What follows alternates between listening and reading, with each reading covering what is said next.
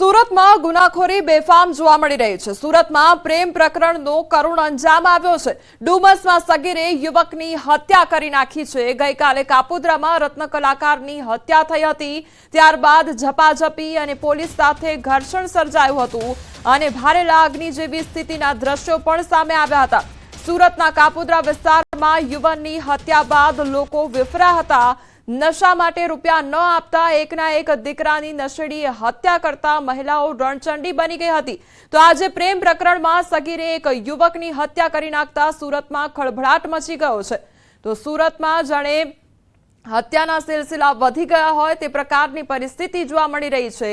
તો જે અસામાજિક તત્વો છે તે પણ બેફામ બન્યા હોય તે પ્રકારની સુરતની પરિસ્થિતિ જોવા મળી રહી છે। દિવસે ને દિવસે ગુનાઓ નો વધતો આંકડો જોવા મળી રહ્યો છે। ત્યારે સુરતની વધુ વાત કરીએ તો સુરતમાં પ્રેમ પ્રકરણનો કરુણ અંજામ આવ્યો છે। ડુમસમાં સગીરે યુવકની હત્યા કરી નાખી છે। 28 વર્ષીય યુવકને પ્રેમ પ્રકરણમાં મોતને ઘાટ ઉતારવામાં આવ્યો છે। 17 વર્ષીય સગીરે હત્યાને અંજામ આપ્યો। ગત રોજ રાત્રિના 10:30 વાગ્યાની આ ઘટના બની છે। મારા મિત્રને કેમ હેરાન કરે છે, કેમ કહી બોલાચાલી કરી હતી, તારો મિત્ર મેસેજ કરી પરેશાન કરે છે કહી હુમલો કરવામાં આવ્યો હતો। સ્ટીવન સંજયભાઈ ઘંટીવાલાને ગળાના ભાગે ચપ્પુ મારી દેતા તેને ત્યાં મોટી માત્રામાં લોહી વહી ગયેલ અને અન્ય તેના મિત્રોને પણ એક ચપ્પુથી ઈજા કરેલ હોય, જેથી બીજા અન્ય ત્યાં હાજર લોકો આ લોકોને દવાખાને લઈ જતા જે સ્ટીવન છે તેને હોસ્પિટલમાં મરણ જાહેર કરવામાં આવેલ છે અને સ્ટીવન સંજયભાઈ ઘંટીવાલાને ગળાના ભાગે ચપ્પુ મારી દેતા તેને ત્યાં મોટી માત્રામાં લોહી વહી ગયેલ અને અન્ય તેના મિત્રોને પણ એક ચપ્પુથી ઈજા કરેલ હોય, જેથી બીજા અન્ય ત્યાં હાજર લોકો આ લોકોને દવાખાને લઈ જતા જે સ્ટીવન છે તેને હોસ્પિટલમાં મરણ જાહેર કરવામાં આવેલ છે। સુરતના કાપોદ્રામાં રત્ન કલાકારની હત્યા કરનારાને પોલીસે કાયદાનું ભાન કરાવ્યું છે। આરોપીને સાથે રાખીને પોલીસે સરઘસ કાઢ્યું છે। ઘટના સ્થળે લઈ જઈ રીકન્સ્ટ્રક્શન કરવામાં આવ્યું તો હત્યાને લઈ પ્રાયોગિક પુરાવા એકત્રિત કરવામાં આવ્યા છે। આરોપીના ઘટના સ્થળે નિવેદન પણ નોંધવામાં આવ્યા છે।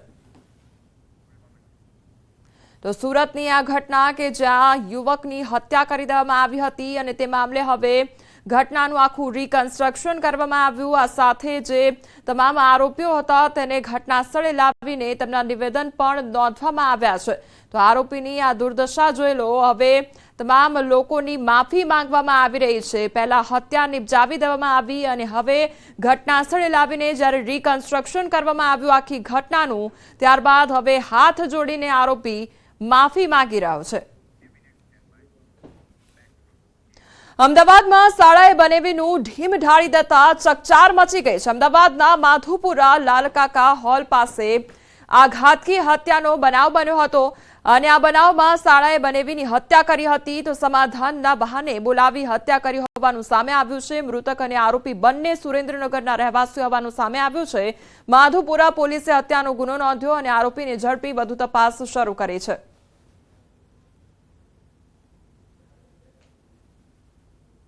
એને જે એની ભડાસ હતી કે મારી બહેને લવ મેરેજ આની સાથે કર્યા અને એ એક રિક્ષા ચાલક હતો અને એની બહેન રહી એ નર્સિંગનો અભ્યાસ કરતી હતી, એટલે એના મગજમાં ક્યાંક એવું હતું કે મારી બહેનનું ભાવિ બગડ્યું છે અને સમાજમાં મારી ઇજ્જત બગડી છે, એને કારણે એણે એની ઉપર હુમલો કરી અને એનું મોત નિપજાવ્યું। નવસારીમાં ઘરમાંથી મોંઘા ફોનની ચોરી કરવામાં આવી અને વાંસદા ટાઉનમાંથી મોબાઈલ લઈને તસ્કર ફરાર થયો તો ઘરમાં મૂકેલ 2 લાખથી વધુની કિંમતના 3 ફોન લઈ અજાણ્યો ઇસમ ફરાર થયો છે। ઘરમાંથી ફોન ચોરી થતા વાંસદા ટાઉન પોલીસ સ્ટેશનમાં ફરિયાદ નોંધવામાં આવી છે તો સીસીટીવીમાં અજાણ્યો યુવક કેમેરામાં કેદ થયો છે। વાંસદા ટાઉન પોલીસ દ્વારા ગુનો નોંધી સીસીટીવીના આધારે વધુ તપાસ હાથ ધરવામાં આવી છે। તો એક અજાણ્યો ઇસમ ઘરમાં ઘૂસી આવે છે અને એક નહીં પરંતુ 3 ફોનની ઉઠાંતરી કરવામાં આવે છે અને આ અંગે પોલીસ ફરિયાદ પણ નોંધવામાં આવી છે। પોલીસ દ્વારા સીસીટીવી ફૂટેજ ચકાસીને વધુ તપાસ હાથ ધરવામાં આવી છે। આ તરફ સુરત પોલીસની સરાહનીય કામગીરી સામે આવી છે અને ઝેરી દવા પી આપઘાતનો પ્રયાસ કરનાર યુવતીનો પોલીસે જીવ બચાવ્યો છે।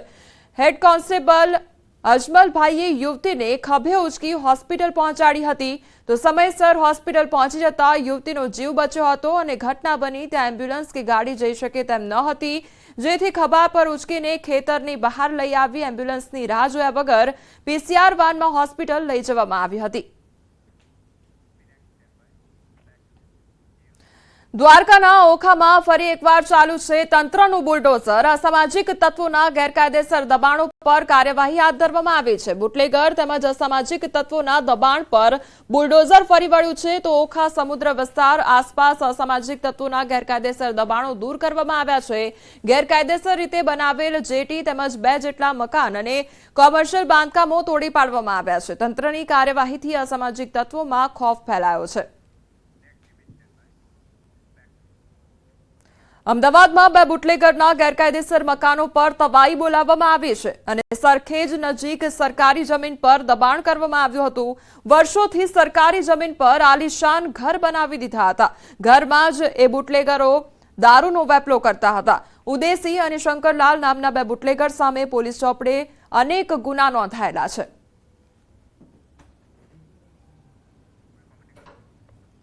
તો અમદાવાદની આ ઘટના કે જ્યાં ગેરકાયદેસર દબાણ દૂર કરવામાં આવ્યું છે અને દાદાનું બુલડોઝર ફરી વળ્યું છે તો જે બુટલેગરો હતા તેમના દ્વારા આ ઘરમાં જ વેપલો કરવામાં આવી રહ્યો હતો। અમદાવાદમાં વધુ 2 ગુનેગારોના ગેરકાયદેસર મકાન પર તંત્રનું બુલડોઝર ફરી વળ્યું છે। હું સીધા દ્રશ્ય આપને બતાવીશ। આપ જે આ દ્રશ્ય જોઈ શકો છો કે સરખેજ વિસ્તારમાં આવેલ એલજે કોલેજની સામે સરકારી જગ્યામાં જે છે 2 બુટલેગર દ્વારા અહીંયા આલિશાન મકાન બનાવી દેવાયા હતા અને તેને હાલ હવે જમીનદોસ્ત કરવાની કામગીરી જે છે તે પોલીસ દ્વારા અમદાવાદ મ્યુનિસિપલ કોર્પોરેશનને સાથે રાખીને કરવામાં આવી રહી છે। હાલ ઋષિકેશ પટેલ દ્વારા પ્રેસ કોન્ફરન્સ કરવામાં આવી રહી છે। સીધા ખૂબ મહત્વનો અને ખૂબ ઝડપથી નિર્ણય લેવામાં આવ્યો છે। 2 એપ્રિલ 2025ના રોજ કેન્દ્રીય કર્મચારીઓ માટે 2% ડીએનએસ એલાઉન્સ એટલે કે ડીએનો જે વધારો કર્યો એ રાજ્ય સરકારે તાત્કાલિક 15 દિવસની અંદર 15 પણ નહીં 12 થી 13 દિવસની અંદર એ રાજ્યના કર્મચારીઓને આપવાનો પણ નિર્ણય કર્યો છે। અને આ જે ડીએનો જે ડિફરન્સ છે એ ડિફરન્સ આ 1 જાન્યુઆરીથી 31મી માર્ચ સુધીનો એ એપ્રિલના પગારમાં સાથે જ એક જ હપ્તે આપી દેવામાં આવશે। એટલે રાજ્યના તમામ કર્મચારીઓ જે છે એમને લગભગ 4.78 લાખ કર્મચારીઓ જે હાલ કામ કરી રહ્યા છે ને 4,81,000 પેન્શનર મળીને કુલ 9 લાખથી વધુ કર્મચારીઓને આનો લાભ મળવાનો છે। કુલ એરિયર્સ પેટે 235 કરોડ રૂપિયા ચૂકવવામાં આવશે અને 946 કરોડની ચૂકવણી વાર્ષિક આ 2%ના વધારા લેખે થવાનો અંદાજ છે।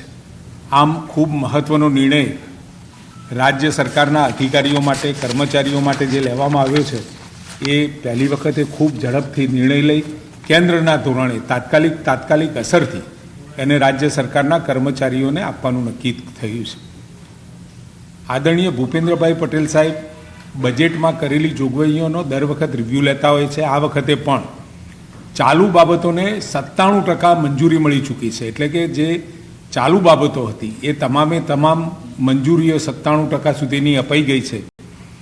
2719 જે બાબતો હતી એ પૈકી 2692 બાબતો મંજૂર કરી છે અને જે નવી બાબતો આ વખતના બજેટમાં હતી એને 77% જેટલી મંજૂરી મળી છે। 1148 બાબતોમાંથી 883 જેટલી બાબતો તાત્કાલિક મંજૂર થઈ અને હજુ તો એપ્રિલનો 16મી તારીખ છે અને 16મી તારીખ સુધીમાં બજેટ ખૂબ ઝડપથી લોકો માટે વપરાય એટલે મંજૂરીની પ્રક્રિયા પણ આદરણીય ભૂપેન્દ્રભાઈએ ખૂબ ઝડપથી ચાલુ કરી છે।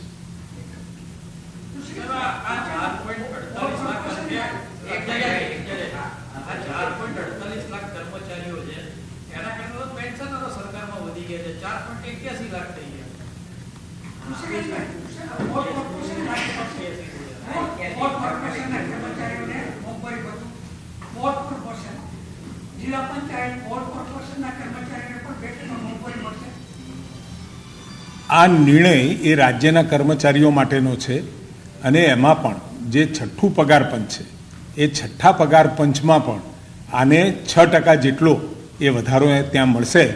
પરંતુ રાજ્ય બોર્ડ કોર્પોરેશનના જેટલા પણ કર્મચારીઓ છે એ બાબતનો નિર્ણય હવે પછી થશે.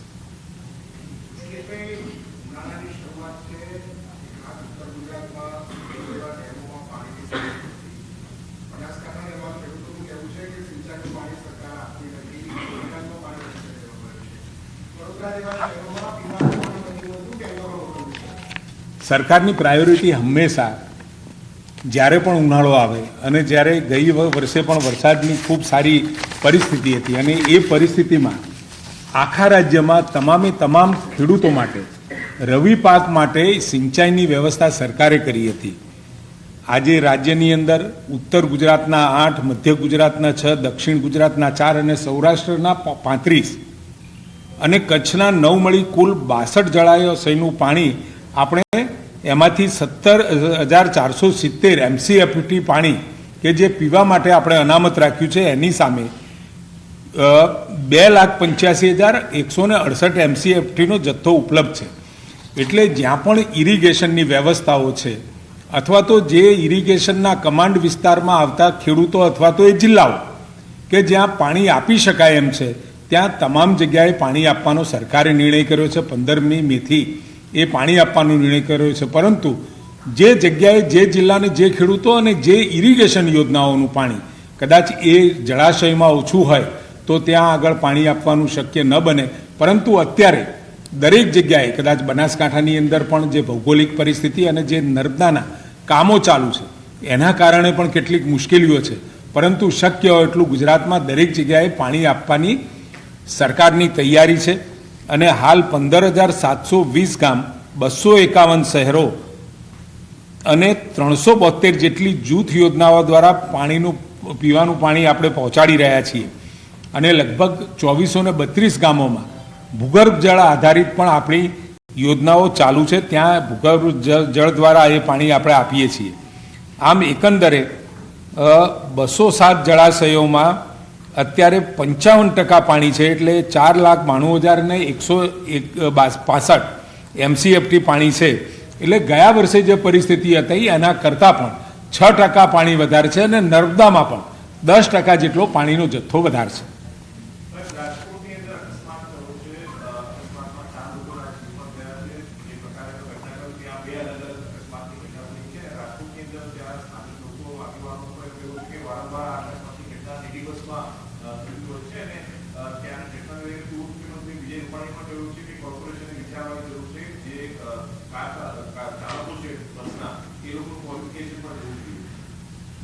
ચોક્કસ એમનું સૂચન એમને ધ્યાને પણ